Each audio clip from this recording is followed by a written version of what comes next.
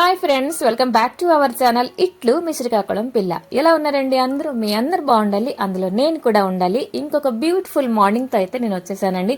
మరి ఇవాళ వ్లాగ్ వచ్చేసి చాలా స్పెషల్ అన్నమాట నా కోసం. ఎందుకో చెప్పేదా, రెండు విషయాలండి. ఒకటి మన ఛానల్ 800+, ఇంకొకటి ఈ రోజు అమ్మ బర్త్డే అన్నమాట. అండ్ మార్నింగే పూజ అంతా కూడా అయిపోయిందండి. మన అందరికీ సరస్వతి కటాక్షం చాలానే ఉండాలండి. ఎందుకంటే ఓన్లీ చదువు విషయమే కాదు, మనం మాట్లాడే మాటలు కూడా సరస్వతి కటాక్షం తోటే సంపర్కం ఉందన్నమాట. అండ్ ఇక్కడ అమ్మ స్నానం వచ్చే లోపలైతేనండి నేను అమ్మ కోసం తీసుకున్న కొత్త శారీ అయితే ఇక్కడ మీకు చూపించేస్తున్నాను. ఇది ఆన్లైన్ తీసుకున్నాను అనమాట. ఇంకా బ్లౌజ్ ఏంటి కుట్టించలేదు, తనకి శారీలోంచి బ్లౌజ్ తీసేస్తే తనకి సరిపోదని చెప్పేసి అంటుందన్నమాట. అండ్ ఇలాగా తసల్స్ కూడా వచ్చాయండి. ఇక్కడ మా బొట్ట బొమ్మ అయితే రెడీ అయిపోయింది, దేవుడి దగ్గర దండం పెట్టుకుంటున్నది అనమాట. చాలా యాక్టివ్ గా ఉంటుందండి అమ్మ అయితే. అండ్ నా మార్నింగ్ రొటీన్ అయితే బిజీగా స్టార్ట్ అయిపోయింది. ఇక్కడైతే నేను ఫస్ట్ పాలు మరిగించేస్తున్నానండి. అలాగే ఇడ్లీ బ్యాటర్ అయితే ప్రిపేర్ చేస్తున్నాను. మరి ఈ రోజు ఒక మంచి రెసిపీస్ అయితే రెండు మీతో షేర్ చేస్తాను. ఫస్ట్ ఆఫ్ ఆల్ ఒకటి ఏంటంటే జినుగులతోటి నువ్వుల పప్పు కూర అనమాట. ఎప్పుడైనా చూడండి, మీకు మీ ఇంటికి గెస్ట్ వచ్చారనుకోండి, మీ ఫ్రెండ్స్ ఎవరైనా వస్తే ఏం తెప్పిస్తారు? బిర్యానీ, ఫ్రైడ్ రైస్ ఆర్డర్ పెట్టేస్తారు, లేకపోతే ఇంట్లో అలా కబుర్లు ఆడుకుంటూ వండుకుంటారు. అలాగే కొంచెం ఏజ్డ్ పర్సన్స్ ఎవరైనా వచ్చారనుకోండి, కొంచెం మీరు ట్రెడిషనల్ గా వెళ్తే బాగుంటుంది కదా. ఇక్కడ మాటల్లోనే నేను వండుకుంటున్నాను, ఎట్ ద సేమ్ టైం అలాగే కొంచెం సర్దిసుకుంటున్నాను అనమాట. అండ్ ఈ వంటలంతా ఎప్పటికప్పుడు క్లీన్ చేస్తున్నా కూడా మనకి గలీజ్ అయిపోతుంటుంది. కాబట్టి నేనేం చేస్తానంటే, ఇప్పుడు పప్పులు ఏమైనా తీసాను అనుకోండి, ఆ డబ్బా అప్పుడే అలా కొంచెం తుడిచేసి పెట్టేస్తుంటాను అనమాట. సో దట్ డీప్ క్లీన్ చేసినప్పుడు అండి మనకి అంతా అల్లరి పెట్టావన్నమాట. అండ్ ఇక్కడ రుబ్బు అయితే రెడీ అయిపోయింది. అలాగే చూడండి, వెట్ గ్రైండర్ తీసి దాచుకుంటున్నప్పుడు అండి ఒక చిన్న గుడ్డ పెట్టుకోండి, నాప్కిన్ లాంటిది. మన రుబ్బు కార్యక్రమం అయిపోయిన తర్వాత అండి అలా ఒకసారి తిప్పారంటే మన నాప్కిన్ అద్దంలా తలతల మెరిసిపోతుంది. అంటే నాప్కిన్ కాదు, మన వెట్ గ్రైండర్ అనమాట. సో ఇవాళ ఫస్ట్ రెసిపీ ఏదైతే మీతో షేర్ చేస్తున్నానో అదొచ్చేసి జినుగులతోటి నువ్వుల పొడి కూరండి. ఇది చాలా పాతకాలం నాటి వంట అండి చెప్పాలంటే. అండ్ ఇక్కడ చూడండి, జినుగులు అయితే ఫస్ట్ ఆఫ్ ఆల్ నేను చూస్తున్నారు కదా, కుక్కర్లో ఉడకబెట్టేసాను. నైట్ నానబెట్టానండి. అంటే ప్లానింగ్ అనేది మన మార్నింగ్ బిజీ రొటీన్ నార్మల్ గా వెళ్ళాలి అని అంటే, హ్యాపీగా వెళ్ళాలంటే కొన్ని పనులు మనం ముందు రోజే చేసేసుకోవాలండి. లైక్ నానబెట్టుకోవడం, లేకపోతే ఇలాంటి కొన్ని పనులు అనమాట, రుబ్బుకోవడం ఇలాంటివి. అండ్ ఇక్కడ నువ్వుల పప్పు పచ్చిదేనండి, దాన్ని ఏం చేశానంటే కొంచెం పేస్ట్ చేసేసానండి. అటువైపు అయితే జినుగులు కొంచెం సాల్ట్ వేసి ఉడకబెట్టేశాను. అండ్ మీరు ఎండు జినుగులు నానబెట్టేసి ఉడికిస్తే ఒకలాగా వస్తాయండి. లేదు మీకు మర్చిపోయారు మీరు అని అంటే అప్పటికప్పుడు మనం ఉడికించవచ్చు, కొంచెం ఎక్కువ టైం పడుతుంది అనమాట. అండ్ ఉబ్బవు కూడా చెప్పాలంటే. అండ్ ఇక్కడైతే నువ్వుల పొడి రెడీ అయిపోయింది. వీధిలోకి అయితే మంచి కొత్తిమీర వచ్చిందండి, నేనైతే తీసుకున్నాను, బేరం ఆడి మరి తీసుకున్నాను.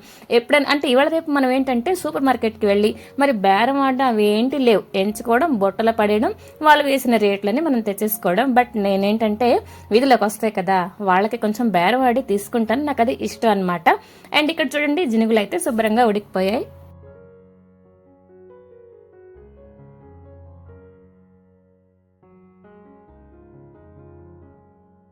ఇప్పుడు ఏంటంటే కొంచెం చల్లారిన తర్వాతనండి వాటర్ అంతా డ్రైన్ చేసేసాను. ఇప్పుడు కడాయిలో కొంచెం ఆయిల్ వేసుకున్నానండి. ఈ రెసిపీ మీకు మస్ట్ నచ్చుతుందంటే నచ్చుతుంది, ఎందుకంటే ఇది డీప్ ఫ్రై ఐటెం కాదు, చాలా తక్కువ ఆయిల్తో చేసే వంటకం అనమాట. అండ్ ఇంకో విషయం ఏంటంటే, మన డైట్లోనండి నువ్వులు ఏదో విధంగా మనం తీసుకుంటే చాలా మంచిదనమాట.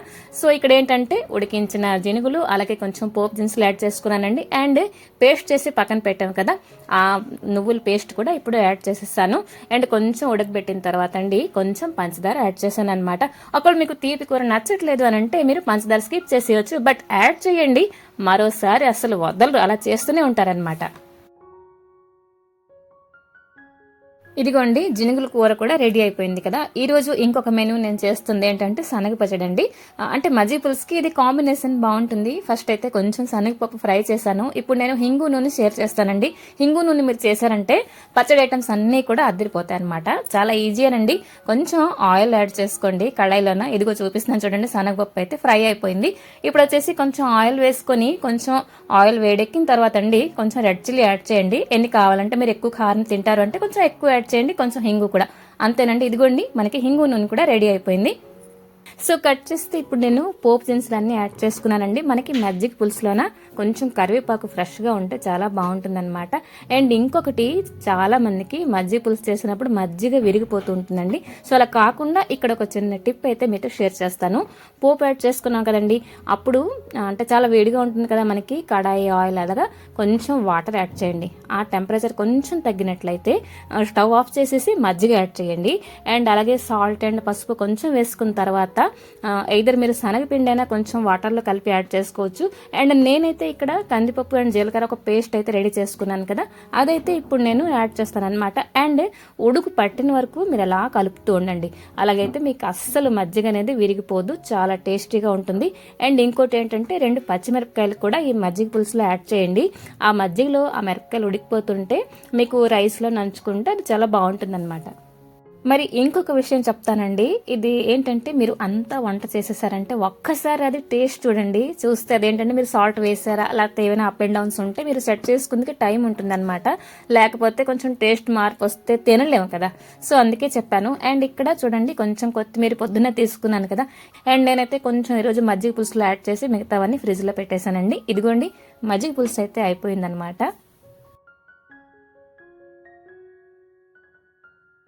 ఇది వచ్చేసి మధ్యాహ్నం టైం అండి. కొన్ని బట్టలు అయితే ఐరన్ చేయడానికి ఉండాలన్నమాట. అవన్నీ కూడా నేను ఐరన్ చేసేసి మళ్ళీ సెపరేట్గా దాచుకోవడం, ఇవన్నీ పనులు అయితే ఈ టైంలో చేస్తానండి. మనకేంటంటే మార్నింగ్ హరీబరీగా ఉంటుంది కదండి. మధ్యాహ్నం అయితే యాజ్ ఏ హౌస్ వైఫ్ నాకు కాసంత టైం దొరుకుతున్నది. అండ్ అమ్మాయి కూడా కాలేజ్ నుంచి ఈవినింగ్ అయిపోతుంది అనమాట వచ్చేసరికి.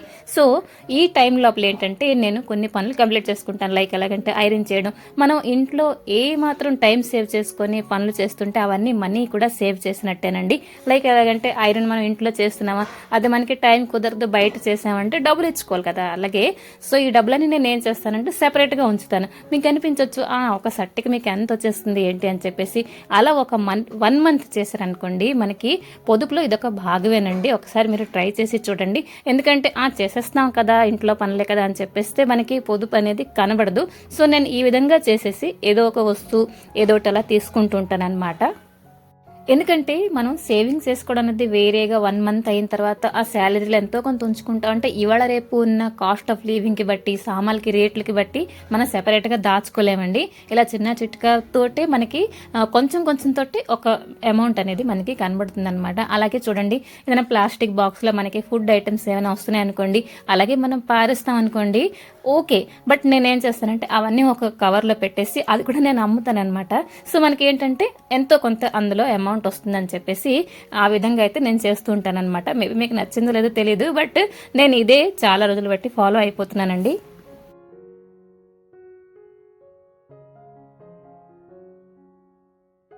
ఇప్పుడైతే నేను సేమియా పరమాణం చేద్దాం అనుకుంటున్నానండి. అయితే మీకు సేమియా పరమాణం నార్మల్గా కామన్గా అనిపించవచ్చు, కానీ ఒక్కొక్కసారి మనకి పల్చగా ఉంటుంటుంది. అలాగే మనకి ఒక కోవాలాగా వస్తే బాగుంటుంది అని చెప్పేసి కూడా ఒక్కొక్కసారి అనిపిస్తుంది కదా. మీరు ఈ విధంగా కనుక ఒక్కసారి ట్రై చేశారంటే మీకే తెలుస్తుందండి నేను ఎందుకు చెప్తున్నాను అనేది. ఫస్ట్ ఆఫ్ ఆల్ ఏం చేశానంటే కొంచెం నెయ్యి వేసుకొని సేమియా అయితే ఫ్రై చేసేసానండి. మనకి ఇవాళ రేపు ఫ్రైడ్ సేమియా కూడా వస్తున్నది, అదైనా మనం తీసుకోవచ్చు.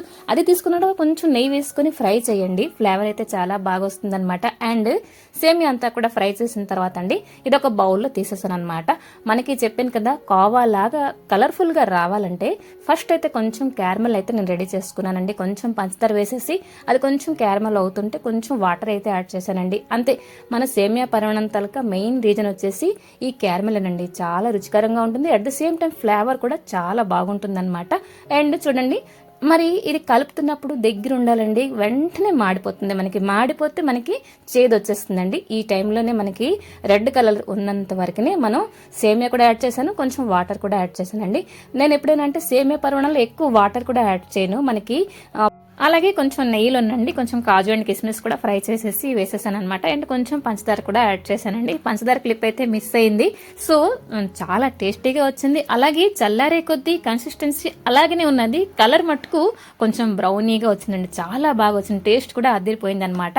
అండ్ ఈవినింగ్ వచ్చేసి పరమాణం అయిపోయినగానే అందరం కూడాను అంటే దేవుడికి నైవేద్యం పెట్టేశానండి. ఏదైనా స్వీట్ ఐటమ్ చేశారనుకోండి ఇంట్లోనే, మంచి రోజుల్లోన దేవుడి దగ్గర నైవేద్యం పెట్టండి, చాలా మంచిదన్నమాట. అండ్ నైవేద్యం పెట్టిన తర్వాత మేము మేమందరం కూడా శుభ్రంగా సర్వ్ చేసుకొని తినేస్తాం అనమాట. అండ్ ఆ తర్వాత వచ్చేసి మంచిగా మూవీ ఒకటి ప్లే చేసుకొని ఈవినింగ్ అంతా కూడా టైం స్పెండ్ చేసామండి. సో ఈ విధంగా అయితే మా అమ్మ పుట్టినరోజు జరిగిందనమాట. సో మీ అందరికీ కూడా మరొకసారి సబ్స్క్రైబ్ చేసినందుకు పేరు పేరున థ్యాంక్స్ అండి. మరొక మంచి వీడియోతో మేము ముందుకు వస్తాను. Till then take care and bye bye.